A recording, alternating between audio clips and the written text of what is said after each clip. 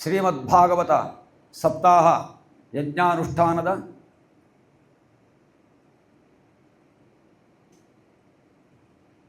ಪ್ರಧಾನ ಆರಾಧ್ಯ ಸರ್ವವ್ಯಾಪಕನಾದ ಸರ್ವದೇವತಾತ್ಮಕನಾದಂತಹ ಶ್ರೀಕೃಷ್ಣನನ್ನು ಮನಸಾ ಧ್ಯಾನಿಸಿಕೊಂಡು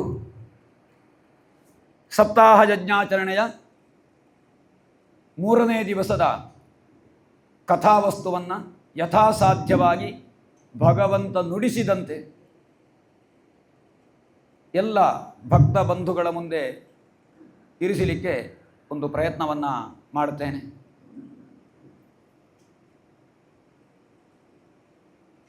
ನಾವೆಲ್ಲರೂ ಕೂಡ ಪುಣ್ಯಕರ್ಮವನ್ನು ಮಾಡಬೇಕು ಅಂತ ಹೇಳಿ ಬಯಸ್ತಾ ಇರುತ್ತೇವೆ. ಯಾಕೆ?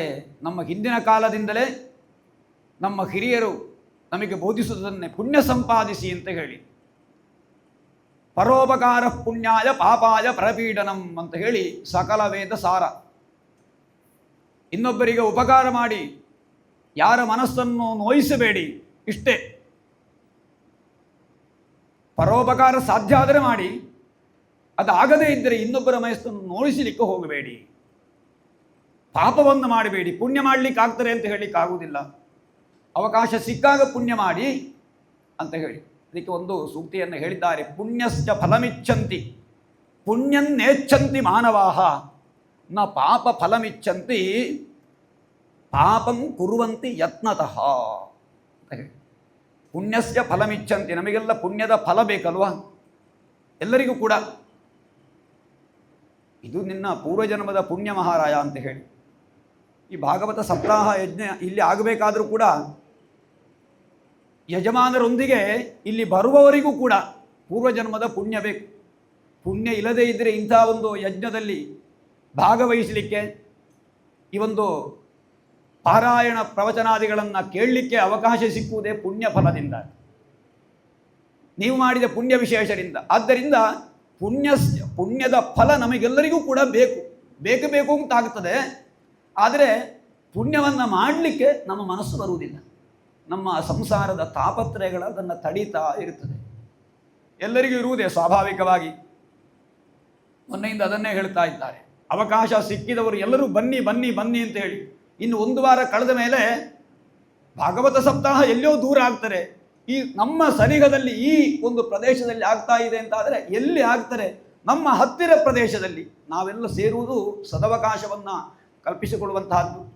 ನಮಗೆ ಅದನ್ನು ನಾವು ಅನುಭವಿಸುವಂತಹದ್ದು ನಮ್ಮ ಕರ್ತವ್ಯ.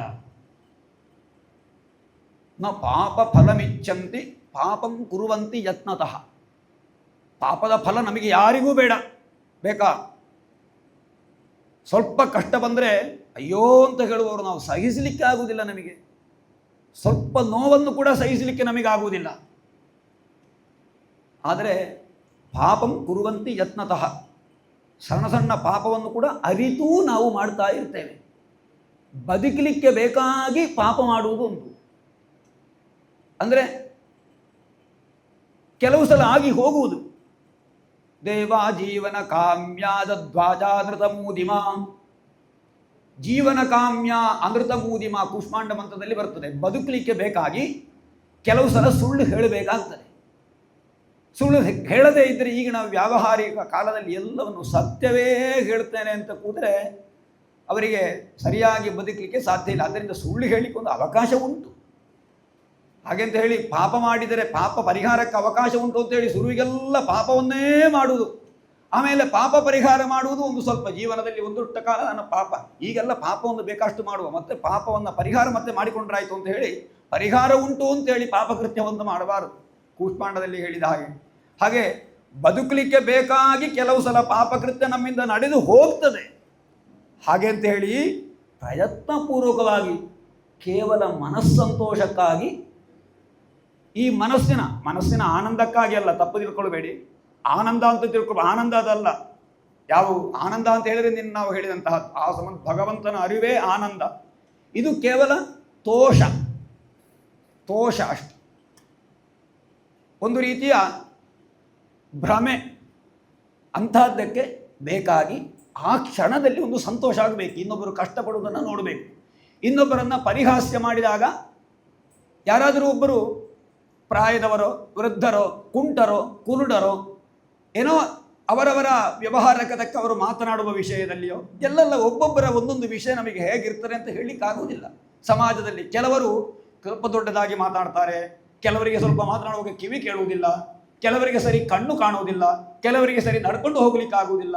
ಈ ಸಮಯದಲ್ಲಿ ಬಂದ ಇವ ಮನೆಯಿಂದ ಯಾಕೆ ಬಂದದ್ದು, ಇಲ್ಲಿ ಮನೆಯಲ್ಲೇ ಸರಿ ನಡಿಲಿಕ್ಕಾಗುವುದಿಲ್ಲ, ಇಲ್ಲಿ ಬಂದನಲ್ವೇ ಅಂದರೆ ಯಾರಾದರೂ ಏನಾದರೂ ಹೇಳಿದರೆ ಕಿವಿ ಕೇಳದೆ ಹೇಳಿದ್ದಕ್ಕೆ ಇನ್ನೊಂದು ಉತ್ತರ ಕೊಟ್ಟರೆ ಆಚೆಯಿಂದ ಗೊಳ್ಳನೆ ನಕ್ಕಾಯ್ತು. ಕಿವುಡರ ಸಂಭಾಷಣೆ ಕೇಳಬೇಕು ಅಂತೇಳಿ ಹತ್ತರ ಕೂತು ಕೇಳುವವರು ಇರ್ತಾರೆ. ಇಂದು ಕಡೆ ಅದನ್ನು ಕಾಣು. ಇವರು ಕಿವುಡನಾದರೆ ಮತ್ತೆ ಹೇಗಾಗ್ತಾರೆ ಅಂತ ಹೇಳಲಿಕ್ಕೆ ಆಗುವುದಿಲ್ಲ ಈಗಿನ ಕಾಲದಲ್ಲಿ. ಇದೆಲ್ಲ ಕೇವಲ ಸಣ್ಣ ಉದಾಹರಣೆ. ಹಾಗೆ ಇನ್ನೊಬ್ಬನ ಅವಸ್ಥೆ ನಮಗೇ ಯಾವ ಕಾಲದಲ್ಲಿ ಹೇಗೆ ಬರ್ತಾರೆ ಅಂತ ಹೇಳಲಿಕ್ಕಾಗುವುದಿಲ್ಲ. ಆದ್ದರಿಂದ ಇನ್ನೊಬ್ಬನನ್ನ ತಾನೆಂದು ತಿಳಿ ಅಂತ ಹೇಳಿ ವಾಕ್ಯ ಉಂಟು ಅಲ್ವಾ. ಹಾಗೆ ಪರಿಹಾಸ್ಯಕ್ಕಾಗಿ ಮನಸ್ಸಿನ ಸಂತೋಷಕ್ಕಾಗಿಯೋ ಯಾವ ಲಾಭವೂ ಇಲ್ಲದೆ ಇನ್ನೊಬ್ಬರನ್ನು ನೋಯಿಸುವುದು ಇತ್ಯಾದಿ ಪಾಪ ಕರ್ಮಗಳು ನಮ್ಮಿಂದ ನಡೀತಾ ಹೋಗ್ತದೆ. ಈ ಪಾಪಕರ್ಮಗಳಿಗೆ ಅನುಸಾರವಾಗಿ ನಾವು ಪ್ರಾಯಶ್ಚಿತ್ತವನ್ನು ಅನುಭವಿಸಲೇಬೇಕಾಗುತ್ತದೆ. ಆಗ ಯಾರು ಹೇಳಿದರಂತೆ ನರಕದ ವರ್ಣನೆಯನ್ನು ಮಾಡಬೇಕು ಸ್ವಲ್ಪ ಅಂತ ಹೇಳಿ. ಸ್ವಲ್ಪ ಕೇಳಲಿಕ್ಕೆ ಅಂದರೆ ಭಾಗವತದಲ್ಲಿ ಇವತ್ತಿನ ವಿಷಯದಲ್ಲಿ ಬಂದದ್ದು ಹೌದು.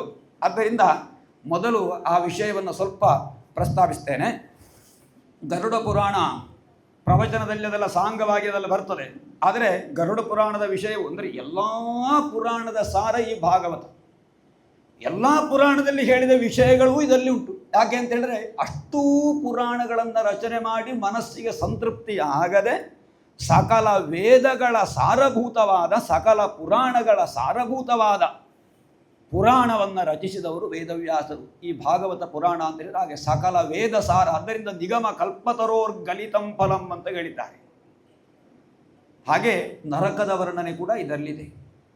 ಇಂಚಿಂತಹ ಪಾಪ ಮಾಡಿದವರಿಗೆ ಇಂಚಿಂತಹ ನರಕಗಳು ಸಿಗ್ತದೆ ಅಂತ ಹೇಳಿ. ಆದ್ದರಿಂದ ಭಯದಿಂದಾದರೂ ಪಾಪ ಮಾಡುವುದು ಕಡಿಮೆ ಮಾಡಲಿ ಅಂತ ಹೇಳಿ ಅದನ್ನು ಪುರಾಣದಲ್ಲಿ ಎತ್ತಿ ತೋರಿಸಿದ್ದಾರೆ. ಅದು ಸುಳ್ಳು ಅಂತ ಭಾವಿಸಬೇಡಿ, ಸುಳ್ಳಲ್ಲ, ನಮಗೆ ಹೆದರಿಸಲಿಕ್ಕೆ ಬೇಕಾಗಿರುವುದಲ್ಲ, ಸರಿಯಾಗಿ ಅಂದರೆ ನರಕ ಎನ್ನುವುದು ಖಂಡಿತ ಇದೆ. ಆದ್ದರಿಂದ ಈ ನರಕ ಎನ್ನುವುದು ಎಲ್ಲಿದೆ ಅಂತ ಕೇಳಿದರೆ ಭೂಮಿಯ ದಕ್ಷಿಣ ಭಾಗದಲ್ಲಿ ನೀರಿನ ಒಳಗೆ ಒಳಗೆ ಒಳಗೆ ಇಳಿದಾಗ ಆ ಕಡೆ ನರಕ ಇದೆ ಅಂತ ಹೇಳುವುದನ್ನು ಭಾಗವತದಲ್ಲಿ ಎತ್ತಿ ತೋರಿಸಿದ್ದಾರೆ. ನರಕದ ವರ್ಣನೆ 5ನೇ ಸ್ಕಂದದ 26ನೇ ಅಧ್ಯಾಯದಲ್ಲಿ ಬರ್ತಾರೆ. ನರಕದ ವರ್ಣನೆ, ಇಂತಿಂಥ ಪಾಪ ಮಾಡಿದವರಿಗೆ ಎಂತಿಂಥ ಶಿಕ್ಷೆ ಆ ನರಕ ಲೋಕದಲ್ಲಿ ಸಿಗ್ತದೆ ಎನ್ನುವುದನ್ನು. ಎಲ್ಲಿದೆ ನರಕ ಅಂತ ಹೇಳಿ ಪರೀಕ್ಷದ ಮಹಾರಾಜರು ಕೇಳ್ತಾರೆ. ಈ ಲೋಕದಲ್ಲಿ ಜೀವಿಗಳಿಗೆ ಅವರು ಮಾಡಿದಂತಹ ಕರ್ಮಫಲಕ್ಕನುಸಾರವಾಗಿ ಯಾವ ಯಾವ ರೀತಿಯ ಕಷ್ಟಗಳು ಲಭಿಸ್ತದೆ ಅಂತ ಕೇಳಿದಾಗ ಪರೀಕ್ಷಾ ಶುಕ ಮಹಾಮನಿಗಳು ಹೇಳ್ತಾರೆ, ಈ ಲೋಕದಲ್ಲಿ ಸಾತ್ವಿಕರು, ರಾಜಸರು ಮತ್ತು ತಾಮಸರು ಅಂತ ಹೇಳಿ 3 ಸ್ವಭಾವದ ಜನರಿರ್ತಾರೆ. ಅವರವರ ಸ್ವಭಾವಕ್ಕೆ ತಕ್ಕಂತೆ ಅವರವರ ಕರ್ಮಾಚರಣೆಗಳಲ್ಲಿಯೂ ವ್ಯತ್ಯಾಸ ಇರ್ತದೆ. ಆದ್ದರಿಂದ ಆ ಪಾಪಕೃತ್ಯದಲ್ಲಿಯೂ ವ್ಯತ್ಯಾಸ ಉಂಟು. ರಾಜಸವಾದ ಪಾಪ, ಸಾತ್ವಿಕವಾದ ಪಾಪ. ಸಾತ್ವಿಕವಾಗಿಯೂ ಪಾಪಕೃತ್ಯಗಳು ನಡೆದು ಹೋಗ್ತದೆ. ಮಾತನಾಡುವಾಗ ತಪ್ಪಿ ಬೀಳುವಂತಹದ್ದು, ನಮಗೆ ನಮ್ಮ ಭಾವದಲ್ಲಿ ಸ್ವಲ್ಪ ವ್ಯತ್ಯಾಸ ಆಗುವಂತಹದ್ದು, ಇನ್ನೊಬ್ಬರು ಅದನ್ನು ಗ್ರಹಿಸಿ ಇನ್ನೊಂದು ರೀತಿಯಲ್ಲಿ ಗ್ರಹಿಸಿ ನಾವು ಮಾತನಾಡುವಾಗ ನಿಜವಾಗ ಅವರಿಗೆ ಆದೀತು ಅಂತೇಳಿ ಮಾತನಾಡುವ ಒಂದು ಏನು ಭರದಲ್ಲಿ ನಮ್ಮ ಮಾತಿನಿಂದ ಅವರು ಇನ್ನೊಂದು ಗ್ರಹಿಸಿ ಅವರಿಗೆ ಬೇಸರ ಆದರೂ ಪಾಪ ನಮಗುಂಟು. ಹಾಗೆ ಯಾವುದಿದ್ದರೂ ನಡ್ಕೊಂಡು ಹೋಗುವಾಗ ಕಾಲಡಿಯಲ್ಲಿ ಯಾವುದಾದರೂ ಸಣ್ಣ ಕಣ್ಣಿಗೆ ಕಾಣದ ಪ್ರಾಣಿಗಳು ಸಿಕ್ಕಿದರೆ, ಸಣ್ಣ ಸಣ್ಣ ಕ್ರಿಮಿಗಳು ಏನಾದರೂ ಸಿಕ್ಕಿದರೆ ಅದಕ್ಕೆ ನೋವಾದರೆ ಅದು ಪಾಪ ಆಗ್ತದೆ. ನಮಗೆ ಬೇಕಾಗಿ ನಾವು ಯಾವುದಾದ್ರೂ ಒಂದು ಮರದ ಗೆಲ್ಲನ್ನು ಕಡಿದಾಗ ಮರಕ್ಕೆ ನೋವಾಗ್ತದೆ ಅಲ್ವೇ, ಅದಕ್ಕೂ ಜೀವ ಉಂಟಲ್ವೇ. ಇದು ಒಂದು ರೀತಿಯ ಸಾತ್ವಿಕ ಅಂತ ಹೇಳಬಹುದು. ಹಾಗೆ ರಾಜಸವಾದಂತಹ ಪಾಪ, ಇನ್ನೊಂದು ತಾಮಸವಾದಂತಹ ಪಾಪ. ಈ ರೀತಿ ಆಯಾ ಪಾಪಗಳಿಗೆ ತಕ್ಕಂತೆ ಆಯಾ ರೀತಿಯ ನರಕಗಳನ್ನು ಅನುಭವಿಸಬೇಕಾಗ್ತದೆ ಅಂತ ಹೇಳಿ ಶುಕ ಮಹಾಮುನಿಗಳು ಹೇಳ್ತಾರೆ. ಇನ್ನು ಇದು ಎಲ್ಲಿದೆ ಅಂತ ಹೇಳಿದ್ರೆ ಅಂತರಾಲ ಏವ ತ್ರಿಜಗತ್ಯಾಸ್ತು ದಿಶಿ ದಕ್ಷಿಣಸ್ಯಾಂ ಅಧಸ್ತಾದ್ ಭೂಮೇರುಪರಿಷ್ಟಾಚ್ಚ ಜಲಾದ್ಯಸ್ಯಾಮಗ್ನಿಶ್ವಾತ್ತಾದಜಃ ಪಿತೃಗಣಾದಿಶಿ ಸ್ವಾನಾಂ ಗೋತ್ರಾಣಾಂ ಪರಮೇಣ ಸಮಾಧಿನಾ ಸತ್ಯ ಏವಾಶರ ಆಶಾಸಾನಾನಿ ವಸಂತಿ. ಈ ರೀತಿ ಆ ಗದ್ಯದ ರೂಪದಲ್ಲಿ ಆ ವಿವರಣೆಯನ್ನು ಹೇಳ್ತಾ ಹೋಗುತ್ತಾರೆ. ದಕ್ಷಿಣ ದಿಕ್ಕಿನಲ್ಲಿ ಪೃಥ್ವಿಯಿಂದ ಕೆಳಗೆ ಈ ಏನೋ ಅಲ್ಲಿ ಕೆಳಗೆ ಇಳಿಯುತ್ತಾ ಹೋದ ಹಾಗೆ ಅಲ್ಲಿ ನರಕ ಲೋಕ ಇದೆ ಅಂತ ಹೇಳಿ, ಅಲ್ಲಿ ಯಮಧರ್ಮರಾಜ ದಂಡಧರನಾಗಿ ಇರ್ತಾನೆ ಯಮಲೋಕದಲ್ಲಿ. ಯಮಲೋಕ ಇರುವಂತಹದ್ದು ದಕ್ಷಿಣ ದಿಕ್ಕಿನಲ್ಲಿ. ಹಾಗೆ ಅದು ಸತ್ಯ ಅಂತ ನಮಗೆ ಕಾಣ್ತದೆ ಈಗ. ಯಾಕೆ? ದಕ್ಷಿಣ ದಿಕ್ಕಿನ ಬಿಸಿಲು ಬಹಳ ಖಾರ ಇರ್ತದೆ. ಯಾರಾದರೂ ಸದ್ಯದಲ್ಲಿ ಗುಡ್ಡದಲ್ಲಿ ಎಲ್ಲ ಆಗದು ಸ್ವಲ್ಪ ಸಸಿಯನ್ನೆಲ್ಲ ನೆಟ್ಟವರಿಗೆ ಗೊತ್ತಾಗಬಹುದು. ಸ್ವಲ್ಪ ದೊಡ್ಡ ಆಗ್ತಾ ಇದ್ದಾಗ ಯಾಕೆ ದಕ್ಷಿಣ ಭಾಗದಲ್ಲಿ ಗಿಡ ಕೆಂಪಾಗ್ತಾ ಇದೆ ಅಂತ ಹೇಳಿದರೆ ತೆಂಕ ಬಿಸಿಲು ಅಂತ ನಾವು ಹೇಳ್ತೇವೆ ಅಲ್ವೇ? ತೆಂಕ ಬಿಸಿಲು, ತೆಂಕ ದಕ್ಷಿಣ. ಅದಕ್ಕೆ ಈ ನಮ್ಮ ವಾಸ್ತುಶಾಸ್ತ್ರದಲ್ಲೆಲ್ಲ ನಾವು ದಕ್ಷಿಣ ಭಾಗ ಕಟ್ಟು ಇರಬೇಕು, ತಡೆದಿರಬೇಕು ಅಂತ ಹೇಳುವುದಿಲ್ವಾ? ಯಾಕೆ ಅಂತ ಹೇಳಿದ್ರೆ ದಕ್ಷಿಣ ಭಾಗದ ಗಾಳಿ, ದಕ್ಷಿಣ ಭಾಗದ ಬಿಸಿಲು ಅದು ನಮಗೆ ಬಹಳ ತಾಪವನ್ನು ತಂದು ಕೊಡ್ತಾರೆ, ನಮ್ಮ ಆಯುಸ್ಸನ್ನು ಅದು ಕ್ಷೀಣಿಸ್ತಾರೆ. ಆದ್ದರಿಂದ ದಕ್ಷಿಣ ಭಾಗ ಅಲ್ಲಿ ಏನು ತಡೆ ಇರಬೇಕು. ಉತ್ತರ ಭಾಗದಿಂದ ಬರುವಂತಹದ್ದು ಒಳ್ಳೆಯ ಗಾಳಿ, ಒಳ್ಳೆಯ ಬೆಳಕು ಅಂತ ಹೇಳ್ತಾರೆ. ಇದು ವಾಸ್ತು ರೂಪದಲ್ಲಿ ಅದು ಶಾಸ್ತ್ರ ಹೇಗಿದೆಯೋ ಅದೇ ನಮಗೆ ಪ್ರತ್ಯಕ್ಷವಾಗಿ ಕೂಡ ನಮಗೆ ಕಾಣ್ತದೆ. ಹಾಗೆ ದಕ್ಷಿಣ ದಿಕ್ಕಿನ ಅಧಿಪತಿಯಾಗುವ ಯಮರಾಜ, ಆ ಯಮರಾಜನಿಗೆ ಬೇರೆ ಬೇರೆ ಸೇವಕರಿರ್ತಾರೆ. ಇದನ್ನೆಲ್ಲ ಗರುಡ ಪುರಾಣದಲ್ಲಿ ವಿವರಿಸ್ತಾರೆ. ಆ ಯಮರಾಜನ ಸೇವಕರಿಂದ ಯಾರು ಯಾವ ತಪ್ಪನ್ನು ಹೇಗೆ ಮಾಡಿದ್ದಾರೆ ಅಂತ ಹೇಳುವಂಥನ್ನು ಸಂಗ್ರಹಿಸಿ ಯಮನಲ್ಲಿ ಕೊಡ್ತಾರೆ. ಅವರಿಗೆ ಶ್ರವಣಿಯರು ಅಂತ ಹೇಳಿಲ್ಲ ಗರುಡ ಪುರಾಣದಲ್ಲಿ ಬರ್ತಾರೆ. ನಾವು ಮಾಡಿದ ಪಾಪವನ್ನು ಕಿವಿಯ ಮೂಲಕ ಕೇಳಿ ತಿಳ್ಕೊಳ್ಳುವಂತಹದ್ದು, ಕೆಲವು ಜನ ನೋಡಿ ತಿಳ್ಕೊಳ್ಳುವಂತಹದ್ದು, ಸಾಕ್ಷಿಗಳಾಗಿರುವಂತಹದ್ದೆಲ್ಲ ಇರ್ತಾರೆ.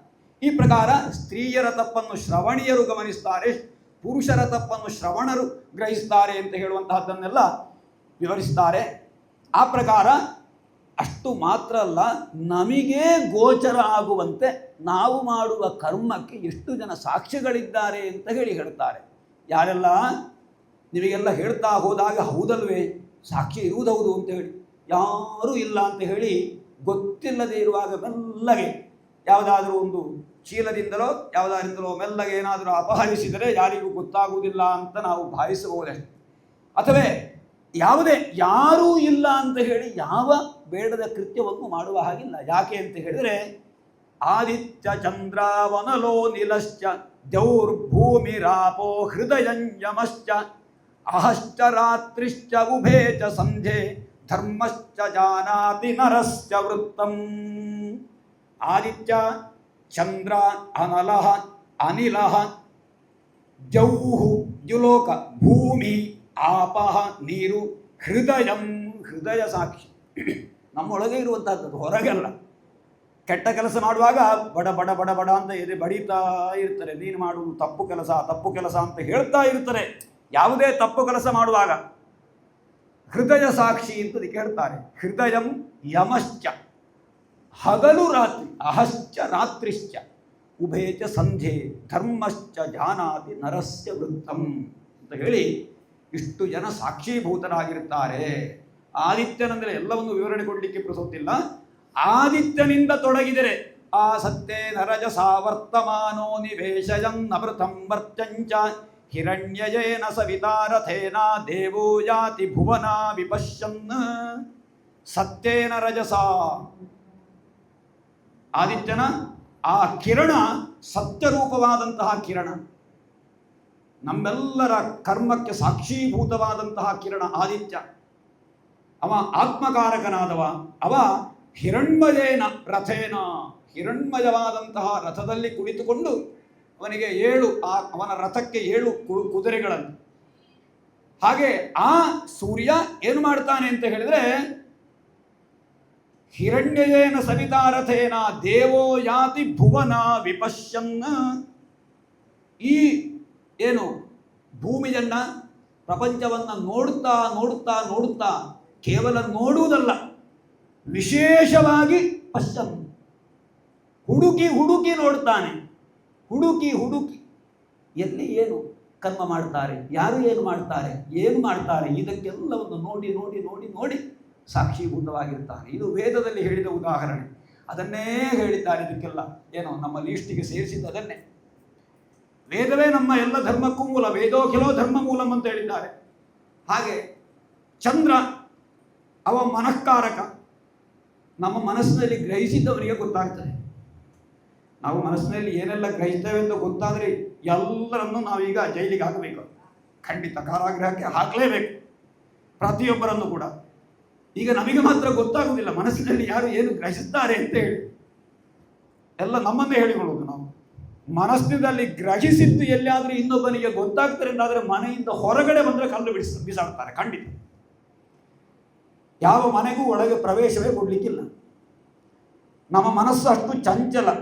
ಮನಸ್ಸು ಗ್ರಹಿಸಿದ ಮೇಲೆ ಶಾಂತಂ ಪಾಪಂ, ಅಯ್ಯೋ ನಾನು ಗ್ರಹಿಸಿದ್ದೇನೆ ಅಂತ ಹೇಳಿ ಇನ್ನೊಬ್ಬರ ವಸ್ತುವಿನ ಮೇಲೆ ಆಸೆ ಪಡಬಾರದು ನಾವು. ಅದುವೇ ಒಂದು ರೀತಿಯ ಕಳ್ಳತನ ಆಗಿರುತ್ತದೆ.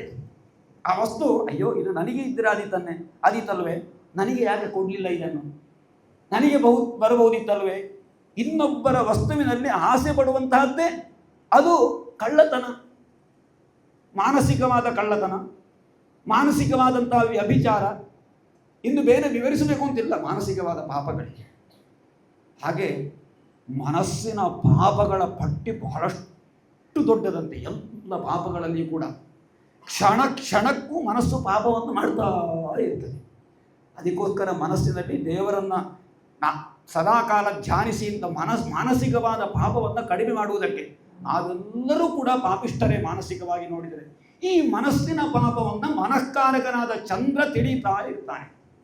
ಚಂದ್ರ ಈ ರೀತಿ ಇನ್ನು ವಿವರಿಸ್ತಾ ಹೋದರೆ ಎಲ್ಲವನ್ನು ಬೇರೆ ಬೇರೆ ವಿವರಿಸಬೇಕಾಗ್ತದೆ. ಆದಿತ್ಯ ಚಂದ್ರ ವನರೋ ನಿರಶ್ಚ ಅಗ್ನಿ. ಅಗ್ನಿ ಸಾಕ್ಷಿಯಾಗಿ ಹೆಂಗಸರ ಅಡಿಗೆ ಮಾಡುವುದು ನಿತ್ಯ ಏನು ಬೆಂಕಿ ಇಲ್ಲದೆ ಅಡಿಗೆ ಮಾಡಲಿಕ್ಕೆ ಸಾಧ್ಯ ಇಲ್ಲ. ಒಂದು 4 ದಿವಸ ಎಲ್ಲಾದರೂ ಸ್ವಲ್ಪ ತರಕಾರಿ ಹಸಿಯನ್ನು ಕೊಚ್ಚಿ ತನ್ನ ಮನೆಯವರಿಗೆ ಕೊಟ್ಟರೆ ಎಷ್ಟು ದಿವಸ ಆಯ್ತು ಈ ಹಸಿ ತರಕಾರಿ ತಿನ್ನೋದು, ಏನು ಬೇಯಿಸ್ಲಿಕ್ಕಿಲ್ವ, ಬಿಸಿ ಬಿಸಿ ಏನಾದರೂ ಇಲ್ವಾ ಅಂತ ಹೇಳಿ. ಹಾಗೆ ಅಡಿಗೆ ಮಾಡಲಿಕ್ಕೆ ಬೆಂಕಿ ಇಲ್ಲದಾಗ್ತದೋ. ವಿವಾಹ ಆದ ತತ್ಕ್ಷಣ ಗೃಹಸ್ಥನಾದವ ಮೊದಲಾಗಿ ಮಾಡುವುದು ಯಾವ ಹೋಮ? ಯಾವುದು? ಚತುರ್ಥಿ ಹೋಮ ಆದ ಮೇಲೆ ಸ್ಥಾಲೀಪಾಕ ವೈಶ್ವರೇವಾರಂಭ ಹೋಮ, ಸ್ಥಾಲೀಪಾಕ ಹೋಮ. ಯಾಕೆ? ಪಾತ್ರೆಯಲ್ಲಿ ಆ ಏನು ಅಡಿಗೆಯನ್ನು ಮಾಡುವಂತಹ ಕಾಲ ಅಥವಾ ಹೋಮಕ್ಕೋ ದೇವರ ನೈವೇದ್ಯಕ್ಕೋ ನೈವೇದ್ಯವನ್ನು ಸಿದ್ಧಗೊಳಿಸುವಂತಹ ಕಾಲದಲ್ಲಿ ಆ ದ್ರವ್ಯ ಅದು ಸುಪಕ್ವವಾಗಿ ಒಳ್ಳೆಯ ಪರಿಪಕ್ವವಾಗಿ ಅದು ಒಳ್ಳೆಯ ರುಚಿಯುಕ್ತವಾಗಿ ಅದು ಬರಬೇಕಾದರೆ ಆ ಪಚನ ಆ ಅಗ್ನಿಯ ಅನುಗ್ರಹ ನಮಗೆ ಬೇಕು. ಆದ್ದರಿಂದ ಅಂತಹ ಅಗ್ನಿಯ ಅನುಗ್ರಹವನ್ನು ಆ ವಧು ಪಡೆದುಕೊಳ್ಳಬೇಕು. ಆದ್ದರಿಂದ ಅಗ್ನಿ ಇಲ್ಲದೆ ಯಾವ ಕರ್ಮವೂ ಇಲ್ಲ ನಮಗೆ. ಅಗ್ನಿ ಸಾಕ್ಷಿ. ರಾತ್ರಿ ಅಗ್ನಿ, ವೇದದಲ್ಲೆಲ್ಲ ಹೇಳ್ತಾರಲ್ಲ, ರಾತ್ರಿ ಏನು ಸೂರ್ಯ ಅಗ್ನಿಯನ್ನು ಪ್ರವೇಶಿಸ್ತಾನೆ ಅಂತ ಹೇಳಿ. ಹಾಗೆ ಬೆಳಗಿನ ಕಾಲದಲ್ಲಿ ಅಗ್ನಿ ಸೂರ್ಯನಾಗುತ್ತಾನೆ. ಈ ರೀತಿ ಆದ್ದರಿಂದ ಹೆಂಗಸರೆಲ್ಲರ ಯಾವುದೇ ಪಾಪ ಇದ್ದರೂ ಅಡಿಗೆ ಮಾಡುವಾಗ ಅಗ್ನಿ ನೋಡಿಕೊಳ್ತಾನೆ. ಅಲ್ಲ, ನಮ್ಮ ಒಳಗೆ ಉಂಟು ಹೆಂಗಸರನ್ನು ಮನೆಯಿಂದ ಈಚೆ ಹೆಂಗಸರನ್ನೇ ಹೇಳ್ತಾರಲ್ವ ಅಂತೇಳಿ ಸ್ವಲ್ಪ ಅಲ್ಲ, ಇಬ್ಬರಲ್ಲಿಯೂ ಸ್ವಲ್ಪ ಕೋಪ ಇರ್ಬೋದು. ಖಂಡಿತ ತಪ್ಪು ತಿಳ್ಕೊಳ್ಬೇಡಿ. ಒಂದು ಮಾತು ಹೇಳ್ತೇನೆ, ಒಂದು ಕುಟುಂಬವನ್ನು ಉಳಿಸುವುದು ಹೆಂಗಸರೇ ಖಂಡಿತ. ಯಾಕೆ? ತನ್ನ ಗಂಡನಿಗೆ ಏನಾದರೂ ಧರ್ಮ ಕಾರ್ಯದಲ್ಲಿ ಅವ ಚ್ಯುತಿಯನ್ನು ಹೊಂದಿದರೆ ಅದನ್ನು ನೆನಪು ಮಾಡಿಸುವವಳು ಹೆಂಗಸು. ಸತ್ಯನಾರಾಯಣ ಕಥೆಯಲ್ಲೆಲ್ಲ ಅದನ್ನು ಕೇಳ್ತೇವೆ ನಾವು. ಮಕ್ಕಳಾಗಬೇಕು ಅಂದರೆ ಸತ್ಯನಾರಾಯಣ ಪೂಜೆ ಮಾಡಿದಾಗ ಮೊದಲು ಹೆಂಡತಿ ನೆನಪು ಮಾಡ್ತಾಳಂತೆ, ನಮಗೆ ಮಗಳು ಹುಟ್ಟಿಯಾಗಿದ್ದೀನಿ, ಯಾವಾಗ ಪೂಜೆ ಮಾಡುವುದು ಅಂತೇಳಿ. ಇಲ್ಲಿ ಸತ್ಯನಾರಾಯಣ ಕಥೆ ಹೇಳಲಿಕ್ಕೆ ಇರುವುದಲ್ಲ. ಆದ್ದರಿಂದ ಧರ್ಮ ಕಾರ್ಯದಲ್ಲಿ ಎಷ್ಟೋ ಕುಟುಂಬ ಒಂದು ಮನೆಯಲ್ಲಿ ಒಬ್ಬ ಗಂಡ ಸ್ವಲ್ಪ ಆಲೋಚನೆ ಶಕ್ತಿ ಅವನಿಗೆ ಕಡಿಮೆ ಇದ್ದರೆ ಆ ಮನೆಯಲ್ಲಿ ಹೆಂಗಸು ಒಳ್ಳೆಯ ಬುದ್ಧಿವಂತಳಾಗಿದ್ದು ಆ ಮನೆಯನ್ನು ನಡೆಸಿ ಆ ಕುಟುಂಬವನ್ನು ಉದ್ಧರಿಸಿದ್ದು ಎಷ್ಟೋ ಮನೆಯಲ್ಲಿ ನಾವು ಕಾಣ್ತೇವೆ. ಅದಕ್ಕೆ ನಾವು ಲೌಕಿಕ ಕೆಲವು ಸಲ ಉದಾಹರಣೆಗಳುಂಟು. ಭವಾನಿ ತ್ವತ್ಪಾಣಿ ಗ್ರಹಣ ಪರಿಪಾಟಿ ಫಲವಿದಂ ಅಂತ ಹೇಳಿ, ಅಂದರೆ ಹೇ ಶಿವನೇ, ಹೇ ತಾಯಿ, ಆ ಶಿವ ಅವನ ಕಪಾಲಿ ಭೂತೇಶ ಅಂತೆಲ್ಲ ಅವರನ್ನು ಹೇಳ್ತೇವೆ, ನಿನ್ನ ಕೈ ಹಿಡಿದ ಕಾರಣ ಅಂತ ಹೇಳುವುದಿಲ್ಲ. ಹಾಗೆ ಹೆಂಗಸರಿಂದಾಗಿ ಮನೆ ಉದ್ಧಾರ ಆದ ಎಷ್ಟೋ ಉಂಟು. ಹಾಗೆ ಆ ಪಾಪ ಮಾತ್ರ ಹೇಳಿದ್ದಲ್ಲ. ಆದ್ದರಿಂದ ನಾವೆಲ್ಲ ಮಾಡಿದ ಪಾಪಕ್ಕೆ ಇಷ್ಟು ಜನರು ಸಾಕ್ಷೀಭೂತವಾಗಿರ್ತಾರೆ. ವಿವರಣೆ ಕೊಡ್ತಾ ಹೋದರೆ ರಾತ್ರಿಯ ತನಕ ವಿವರಣೆ ಕೊಡಬೇಕಾಗಿದೆ. ಇರಲಿ, ಹೀಗೆ ಇದಕ್ಕೆಲ್ಲ ಇಷ್ಟು ಜನ ಸಾಕ್ಷೀಭೂತರಾಗಿದ್ದುಕೊಂಡು ಇದನ್ನೆಲ್ಲ ಯಮದೂತರಲ್ಲಿ ಎಲ್ಲ ವಿಷಯವನ್ನು ಸಂಗ್ರಹಿಸಿ ಯಾರಿಗೆ ಯಾವ ಚಿತ್ರಗುಪ್ತ ಅಂತ ಹೇಳಿ ಅವ ಬರೆಯುವವ, ಅವ ಹೇಳಿದ್ದಕ್ಕೆ ಯಮ ಇಂತಿಂಥವರಿಗೆ ಇಂತಿಂಥ ಶಿಕ್ಷೆ, ಇಂತಿಂಥ ನರಕಕ್ಕೆ ಹೋಗಿ ಅವರಿಗೆ ಶಿಕ್ಷೆಯನ್ನು ಕೊಡಿ ಅಂತ ಆಜ್ಞೆಯನ್ನು ಮಾಡ್ತಾನೆ. ಹಾಗೆ 28 ನರಕಾಹ ಅಂತ ಹೇಳಿ ಹೇಳ್ತಾರೆ. 28 ನರಕಗಳು ಇವೆ ಅಂತ ಹೇಳಿ, ಬೇಕಾದಷ್ಟು ನರಕಗಳಿವೆ. 28 ನರಕಗಳನ್ನು ಪುರಾಣದಲ್ಲಿ ವಿವರಿಸಿದ್ದಾರೆ. ಅದನ್ನೆಲ್ಲ ಎಲ್ಲವನ್ನೂ ವಿವರಣೆ ಕೊಡಲಿಕ್ಕೆ ಪುರುಸೋತಾಗಲಿಕ್ಕಿಲ್ಲ. ಈಗ ರೌರವೋ ಮಹಾರೌರವ ಕುಂಭೀಪಾಕ ಕಾಲಸೂತ್ರ ಮಸಿಪತ್ರವನಂ ಸೂಕರಮುಖ ಮಂದಕೂಪ ಕ್ರಿಮಿಭೋಜನ ಸಂದಂಶ ತಪ್ತಸೂರ್ಮಿ ವಜ್ರಕಂಟಕ ಶಾಲ್ಮಲಿ ವೈತರಣಿ ಪೂಯೋದ ಪ್ರಾಣರೋಧೋ ವಿಶಸನಂ ಲಾಲಾಭಕ್ಷಸಾರಮೇಯಾದನಮವೀಚಿ ರಜಸ ಅಜಪ್ಪಾನಮಿತಿ. ಆಮೇಲೆ ಕೂಡ ಮತ್ತು ಅದೀಗ 21 ಆಯಿತು. ಮತ್ತು ಕೆಲವು ನರಕಗಳನ್ನೆಲ್ಲ ಮುಂದೆ ವರ್ಣಿಸ್ತಾ ಹೋಗುತ್ತಾರೆ. ಹಾಗೆ ಒಂದೊಂದೇ ನರಕವನ್ನು ಯಾವ ಪಾಪವನ್ನು ಮಾಡಿದವರಿಗೆ ಯಾವ ನರಕಗಳು ಸಿಗ್ತದೆ ಎನ್ನುವುದನ್ನು ಒಂದೊಂದು ಎರಡೆರಡು ಉದಾಹರಣೆಯಲ್ಲಿ ನಾವು ಹೇಳಬಹುದು. ಇನ್ನೊಬ್ಬರ ತತ್ರಯಸ್ತು ಪರವಿತ್ತಾಪತ್ಯ ಕಲತ್ರಾಣ್ಯಪಹರತಿ ಸಖಿ ಕಾಲಪಾಶಬದ್ಧೋ ಯಮಪುರುಷೈರತಿ ಭಯಾನಕೈ ತಾನಿಸ್ತ್ರೇ ನರಕೆ ಬಲಾನ್ ನಿಪಾತ್ಯತೆ. ಹೇಗೆ ಇನ್ನೊಬ್ಬರ ಹಣವನ್ನು ಅಪಹರಿಸುವವ, ಇನ್ನೊಬ್ಬರ ಪತ್ನಿಯನ್ನ ಅಪಹರಿಸುವವ, ಉಪಭೋಗಿಸುವವ, ಅವ ಕಾಲಪಾಶಕ್ಕೆ ಒಳಗಾಗಿ ತಾಮಿಸ್ತ್ರ ಎಂಬ ನರಕದಲ್ಲಿ ಬೀಳುತ್ತಾನೆ ಅಂತ ಹೇಳಿ. ತಾಮಿಸ್ತ್ರ ಅಂತ ಹೇಳಿದ್ರೆ ಏನು? ಕತ್ತಲೆಯಿಂದ ಕೂಡಿದಂತಹ ಅವನಿಗೆ ಕತ್ತಲೆಯ ಕೋಣೆಯಲ್ಲಿ ಹಾಕಿ ದೊಡ್ಡ ದೊಡ್ಡ ಏನು ಲೋಹಮಯವಾದವೋ ಅಥವಾ ಮರದಿಂದಾದ್ದೋ ಯಾವುದೋ ದಂಡದಿಂದ ಅವನನ್ನು ಹೊಡೆಯುವುದೋ ಇತ್ಯಾದಿ ಕ್ರಿಯೆಗಳು ತಾಮಿಸ್ತ್ರ ಎನ್ನುವ ನರಕದಲ್ಲಿ ಅವನಿಗೆ ಶಿಕ್ಷೆ ಪ್ರಾಪ್ತಿಯಾಗ್ತದೆ. ಆಮೇಲೆ ಅಂಧತಾಮಿಸ್ತ್ರ ಹೇಗೆ ಅಂತ ಹೇಳಿದ್ರೆ, ಯಸ್ತು ವಂಚಯಿತ್ವಾ ಪುರುಷಂ ದಾರಾದೀನ್ ಉಪಯುಂಕ್ತೆ ಯತ್ರ ಶರೀರಿ ನಿಪತ್ಯಮಾನಃ ಯಾತನಾಸ್ತಃ ವೇದನೆಯ ನಷ್ಟಮತಿ ನಷ್ಟದೃಷ್ಟಿ. ಈ ಅಂಧತಾಮಿಸ್ತ್ರದಲ್ಲಿ ಅವ ಬೀಳ್ತಾನೆ. ಇನ್ನೊಬ್ಬನಿಗೆ ಮೋಸ ಮಾಡಿ ಅವನನ್ನು ಒಲಿಸುವುದಂತೆ, ಎದುರಿಂದ ಅವನನ್ನು ಒಲಿಸುವುದು, ಒಳ್ಳೆ ಜನ ಅಂತ ಹೇಳಿಸುವಂತಹದ್ದು. ಆಮೇಲೆ ಅವನಿಗೆ ಮೋಸ ಮಾಡಿ ಅವನ ಹೆಂಡತಿಯನ್ನು ಅಪಹರಿಸಿ ತಾನು ಮದುವೆಯಾಗುವಂತಹದ್ದು. ಇರಲಿ, ಇದನ್ನೆಲ್ಲ ಈಗಿನ ಕಾಲದಲ್ಲಿ ಹೇಳಿದರೆ ಯಾರನ್ನೂ ದೂಷಿಸುವುದಲ್ಲ. ಅಂತಹ ವ್ಯವಸ್ಥೆ ಈಗ ಕಲಿಯುಗದಲ್ಲಿ ನಡೆಯುತ್ತಾ ಉಂಟು. ಅಂತಹ ಪಾಪಿಗೆ ಅಂಧತಾಮಿಸ್ತ್ರ ಎಂಬ ನರಕ ಪ್ರಾಪ್ತಿಯಾಗ್ತದಂತೆ. ಅಲ್ಲಿ ಅವರನ್ನು ಆ ಅಂಧತಾಮಿಸ್ತ್ರ ಬಹಳ ಕತ್ತಲಿಂದ ಕೂಡಿದಂತಹದ್ದು. ಅಲ್ಲಿ ಅವನ ಕಣ್ಣಿನಲ್ಲೆಲ್ಲ ಚುಚ್ಚಿ ಅವನ ಬುದ್ಧಿ ಭ್ರಮಣೆಯಾಗುವಂತೆ ಮಾಡಿ ಇಡೀ ಅವನಿಗೆ ವೇದನೆಯನ್ನು ಉಂಟು ಮಾಡುವಂತಹ ನರಕ ಅದು ಅಂಧತಾಮಿಸ್ತ್ರ ಅಂತ ಹೇಳಿ. ಅಂಧತಾಮಿಸ್ತ್ರ. ಆಮೇಲೆ ರೌರವ ಎನ್ನುವಂತಹ ನರಕ. ಆ ರೌರವ ಎಂಬಂತಹ ನರಕ ಅದು ರುರು ಎಂಬ ಕ್ರಿಮಿಯಿಂದ ಕಚ್ಚಿಸಿಕೊಳ್ಳುವಂತಹ ನರಕ. ರುರು ಎನ್ನುವ ಕ್ರಿಮಿ ಅವರನ್ನು ಎಲ್ಲ ಶರೀರವನ್ನು ತಿಂದು ವೇದನೆಗೊಳಿಸುತ್ತದೆ, ಅಂತಹ ನರಕ. ಆಮೇಲೆ ಮಹಾರೌರವ, ಅತ್ಯಂತ ದೊಡ್ಡದಾದಂತಹ ನರಕ. ಅಂತಹ ಅವ ಸರ್ಪಕ್ಕಿಂತಲೂ ಅತಿ ಕ್ರೂರವಾದಂತಹ ಒಂದು ಕ್ರಿಮಿ ಅವನನ್ನು ಕಚ್ಚಿ ವಿಷಮಯವಾದಂತಹ ಕ್ರಿಮಿ ಅವನನ್ನು ಕಚ್ಚಿ ಅವನ ಶರೀರವನ್ನು ಕ್ಷೀಣಿಸುವಂತಹದ್ದು, ಆ ರೀತಿ ಮಾಡುವಂತಹದ್ದು ಮಹಾರೌರವ ಅಂತ ಹೇಳಿ. ಹಾಗೆ ಯಾರನ್ನೂ ಗಮನಿಸದೆ ಕೇವಲ ತನ್ನ ಶರೀರದ ಪೋಷಣೆಗಾಗಿ ತೊಡಗಿದವ ಅಂತಹ ನರಕದಲ್ಲಿ ಹೋಗಿ ಬೀಳ್ತಾನೆ, ಮಹಾರೌರವದಲ್ಲಿ ಬೀಳ್ತಾನೆ ಅಂತ ಹೇಳುವಂತಂದು ಹೇಳ್ತಾರೆ. ಆದ್ದರಿಂದ ಯಾವಾಗಲೂ ತನ್ನ ಶರೀರದ ವರ್ಧನೆಗಾಗಿ ಬಹಳ ದೊಡ್ಡಕ್ಕೆ ಹೇಳುವಾಗಿಲ್ಲ ಈ ವಿಷಯಗಳನ್ನೆಲ್ಲ. ಅದು ಕೇವಲ ಒಂದು ವರ್ಣಾಶ್ರಮಕ್ಕೆ ಸೇರಿದಂತಹ ವಿಚಾರ. ಅಂತೂ ತನ್ನ ಆನಂದಕ್ಕೋಸ್ಕರವಾಗಿ ಸಾಧುಗಳಾದಂತಹ ಪ್ರಾಣಿಗಳನ್ನು, ಪೂಜ್ಯವಾದಂತಹ ಪ್ರಾಣಿಗಳನ್ನು ಕೊಂದು ತಿನ್ನುವವರು, ಪೂಜ್ಯವಾದ ಪ್ರಾಣಿಗಳು, ಪೂಜಿಸುವಂತಹ ಪ್ರಾಣಿಗಳು, ಒಳ್ಳೆಯ ಸಾಧು ಪ್ರಾಣಿಗಳು, ಯಾರಿಗೂ ಯಾವ ತೊಂದರೆಯನ್ನು ಕೊಡದ, ಈ ಪ್ರಪಂಚಕ್ಕೆ ಬಹಳಷ್ಟು ಉಪಕಾರವನ್ನೆಸಗುವ ಹಸುವ ಮುಂತಾದ ಈ ಪ್ರಾಣಿಗಳನ್ನು ಕೊಂದು ತಿನ್ನುವವರು ಏನಾಗ್ತಾರೆ ಅಂತ ಹೇಳಿದ್ರೆ ಕುಂಭೀಪಾಕ ಎನ್ನುವಂತಹ ನರಕದಲ್ಲಿ ಬೀಳ್ತಾರೆ. ಕುಂಭೀಪಾಕ ಅಂತ ಹೇಳಿದರೆ ಅದು ದೊಡ್ಡ ಕುಂಭ. ಆ ಕುಂಭ ಅದರಲ್ಲಿ ತೈಲವನ್ನು ಎರೆದು ಅದರಲ್ಲಿ ಕುದಿಸ್ತಾ ಇರ್ತಾರೆ. ಅಂತಹ ಕುದಿಯುವ ಈ ಪಾತ್ರೆಗೆ ಆ ಪಾಪಿಯನ್ನು ಮುಳುಗಿಸುವಂತಹದ್ದು ಈ ರೀತಿ.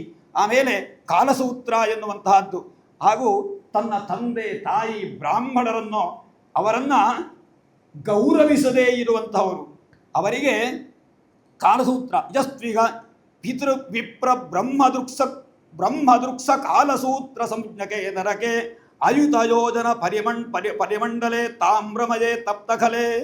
ಈ ರೀತಿ ಆ ವಿಚಾರವನ್ನೆಲ್ಲ ಹೇಳ್ತಾರೆ. ಅಂತೂ ತನ್ನ ತಂದೆ ತಾಯಿಗಳನ್ನು, ಬ್ರಾಹ್ಮಣರನ್ನು ಗೌರವಿಸದೇ ಇರುವಂತಹ ಯಾವ ಪಾಪಿ ಇರುತ್ತಾನೋ ಅವನು ಹೋಗಿ ಕಾಲಸೂತ್ರ ಎಂಬಂತಹ ಆ ನರಕದಲ್ಲಿ ಹೋಗಿ ಬೀಳ್ತಾನೆ ಎನ್ನುವುದನ್ನು ವಿವರಿಸ್ತಾರೆ.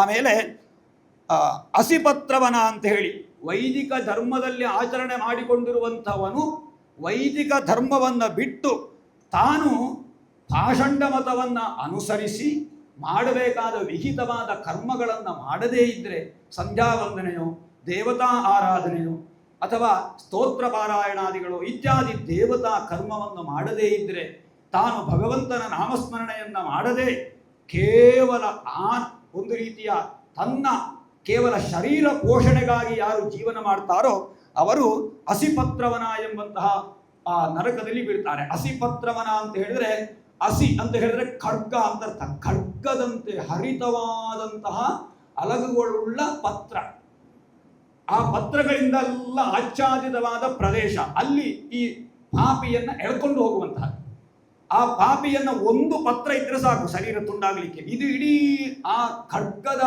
ಅಷ್ಟು ಹರಿತವಾದ ಎಲ್ಲ ಪತ್ರಗಳ ಸಮೂಹದಲ್ಲಿ ಇವನನ್ನು ಎಳ್ಕೊಂಡು ಹೋದಾಗ ಹೇಗಾದೀತು ಇವನ ಶರೀರ. ಈ ರೀತಿ ಆಗ ಕೇಳಿದ್ದುಂಟು ಒಬ್ಬರು, ಏನು ಈ ಸತ್ತ ಮೇಲೆ ಆತ್ಮ ಹೋಗುವುದು, ಆತ್ಮಕ ಶರೀರ ಎಲ್ಲಿ ಉಂಟು ಅಂತ ಹೇಳಿ ಇರ್ತದೆ. ಈ ಹಿಂಸೆಯನ್ನು ಅನುಭವಿಸೋದಕ್ಕೋಸ್ಕರವಾಗಿ ಯಮ ತನ್ನ ಏನೋ ಶಕ್ತಿಯಿಂದ ಅವನಿಗೆ ಒಂದೊಂದು ಅವನ ಅನುಭವಕ್ಕೆ ಅನುಭವ ಶರೀರ ಅಂತ ಅವನಿಗೆ ಕೊಡ್ತಾರೆ. ಅನುಭವಿಸುವಂತಹ ಒಂದು ಶರೀರ, ಅದು ಒಮ್ಮೆ ಬೆಂಕಿಗೆ ಬಿದ್ದರೆ ಅದು ಒಮ್ಮೆ ನಾಶ ಆಗ್ತದೆ, ಪುನಃ ಇನ್ನೊಂದು ಶಿಕ್ಷೆಯನ್ನು ಅನುಭವಿಸಲಿಕ್ಕೆ ಪುನಃ ಶರೀರ ಬರುವುದು. ಶರೀರ ಏನು ನರಕವನ್ನು ಅನುಭವಿಸಿ ಹಿಂಸೆಯನ್ನು ಅನುಭವಿಸಿ ಅದು ನಾಶ ಆದರೆ ಪುನಃ ಇನ್ನೊಂದು ಶರೀರ. ಹಾಗೆ ಅವನ ಕರ್ಮಕ್ಕನುಸಾರವಾಗಿ ಆ ಅನುಭವವನ್ನು, ಯಾತನಾ ದೇಹ ಅಂತಹದ್ದು ಅಲ್ಲಿ ಪ್ರಾಪ್ತಿಯಾಗ್ತದೆ. ಅದು ಕ್ಷಣಕ್ಕೂ ಬದಲಾವಣೆ ಆಗ್ತಾ ಹೋಗ್ತದೆ. ಹಾಗೆ ಅನುಭವಿಸಲೇಬೇಕು. ಈ ರೀತಿ ಅಸಿಪತ್ರವನ. ಆಮೇಲೆ ಸೂಕರ ಮುಖ ಎನ್ನುವಂತಹದ್ದು, ಬ್ರಾಹ್ಮಣನಿಗೋ ವೇದಜ್ಞನಿಗೋ ಶರೀರ ದಂಡನೆಯನ್ನು ಕೊಟ್ಟಂತಹವನಿಗೆ ಸೂಕರ ಮುಖ ಎನ್ನುವಂತಹ ನರಕ. ಸೂಕರ ಅಂತ ಹೇಳಿದ್ರೆ ಹಂದಿಯ ಮುಖ ಅಂತ ನಾವು ಹೇಳ್ಬೋದು. ಆ ಹಂದಿಯ ದಾಡೆಯಿಂದ ಚುಚ್ಚಲ್ಪಡುವಂತೆ ಬೇರೆ ಬೇರೆ ಹರಿತವಾದಂತಹ ಆಯುಧಗಳಿಂದ ಚುಚ್ಚಲ್ಪಡುವಂತಹದ್ದು ಈ ರೀತಿ. ಆಮೇಲೆ ಅಂಧಕೂಪ ಎಂಬಂತಹ ನರಕ ಅಂತೆ. ಆ ಅಂಧಕೂಪ ಎಂಬಂತಹ ನರಕ ತನ್ನ ಯಾರಿಗೂ ಇನ್ನೊಬ್ಬರಿಗೆ ತನ್ನ ಆನಂದಕ್ಕೋಸ್ಕರವಾಗಿ ಇನ್ನೊಬ್ಬರಿಗೆ ಹಿಂಸೆ ಮಾಡುವವನಿಗೆ ಈ ರೀತಿ ಬೇರೆ ಬೇರೆ ರೀತಿಯಲ್ಲಿ, ಇನ್ನು ಕ್ರಿಮಿ ಭೋಜನ, ಸಂದಂಶ, ಈ ರೀತಿ ತಪ್ತಸೂರ್ಮಿ, ಆಮೇಲೆ